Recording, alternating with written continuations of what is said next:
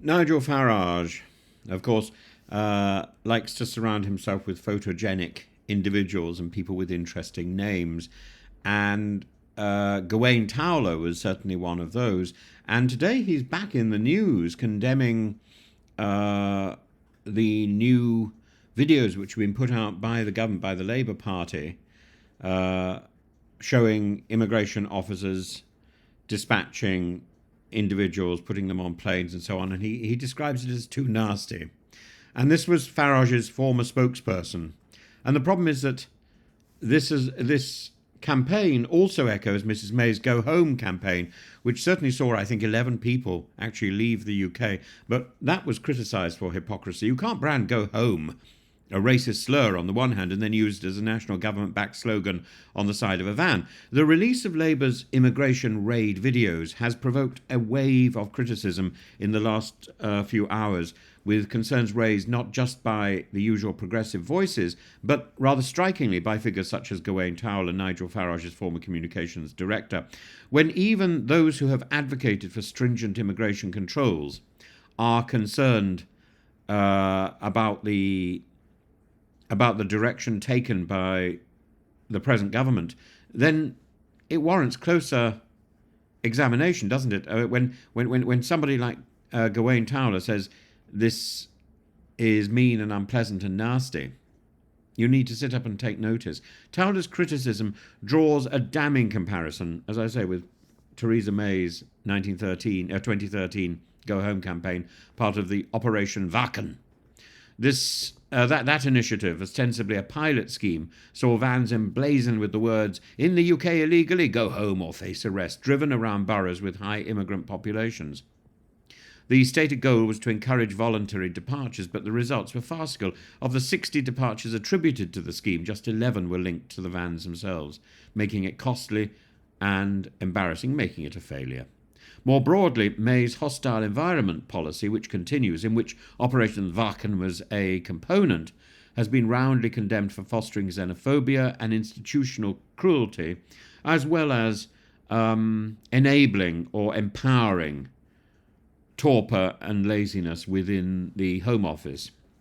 Indeed, former Civil Service head Bob Kerslake suggested it bore a troubling resemblance to a totalitarian regime, to totalitarian approaches of the past, and the operation's name itself, Wachen, meaning awake in Swedish, raised eyebrows, with scholars pointing out that it's eerily similar to the infamous to infamous phrases in German, which I have no intention of repeating, used by Nazi stormtroopers. And while no official link has ever been acknowledged, a choice of wording contributed to the disturbing undercurrent of the campaign. Labour's use of immigration raids as a performative display of enforcement echoes this dark chapter, albeit with the bluntness of van-based sloganeering, without that bluntness, but certainly with all the imagery. And the criticism levelled at the party, Suella Brav must be in paroxysms of delight. The criticism here levelled at the party is not merely about the act of deporting those who have no legal right to remain. Few would argue that laws should not be enforced, but about the tone and the spectacle. The video footage released by Labour is in effect a continuation of this sort of politics of deterrence, designed less to address illegal immigration pragmatically and more to send a message to voters who may be swayed by populist rhetoric. It doesn't seem to me to be so different from public hanging. The irony, of course, is that Labour has previously positioned itself as the opponent of such policies. In 2013, Yvette Cooper herself described May's approach as divisive and likened the language used to that of the National Front. A decade later, Labour's adopting a similarly theatrical approach to immigration enforcement, undercutting its own historical position and exposing itself, I think, to charges of hypocrisy. Moreover, this strategy appears to be based on a misreading of the electorate. As Towler points out, Labour may be trying to appeal to a demographic they believe the British public to be, rather than accurately assessing public sentiment. The lesson of May's failure with Operation Wachen should have been that fear-based messaging and aggressive optics do little to achieve real policy goals. They create division, erode trust in institutions, and ultimately prove ineffective.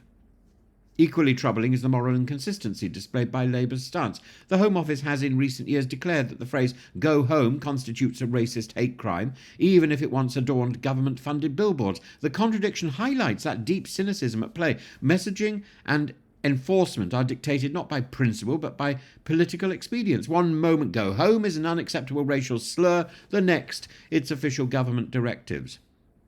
Labour's embrace of hardline immigration messaging raises the question of what the party actually stands for. Does it genuinely believe in a balanced, humane approach to migration, or is it willing to borrow from the playbook of the hostile environment when it sees electoral advantage? The party that has been quick to criticise the Conservatives for their failures in handling illegal migration is now attempting to prove itself tough on immigration. It risks reinforcing the very policies that it once decried. The consequences of this political posturing extend beyond immediate electoral calculations. Policies and rhetoric that create a climate of fear and suspicion have long-term ramifications. Operation Wagen was a failure in policy terms, but a success in normalising the language of hostility towards immigrants. Labour's recent videos risk continuing this trajectory, reinforcing the idea that immigration enforcement must be public, theatrical, and adversarial. Ultimately, the lesson Labour should have taken from the go-home debacle is that immigration policy should be formulated with pragmatism, not performance. If the party wants to distance itself from the failures of Operation Wagen and May's hostile environment, it should not simply repackage them in a different aesthetic. The measure of a government's success is not in the number of performative deportations it can stage for the cameras, but in whether its policies are effective, humane, and just.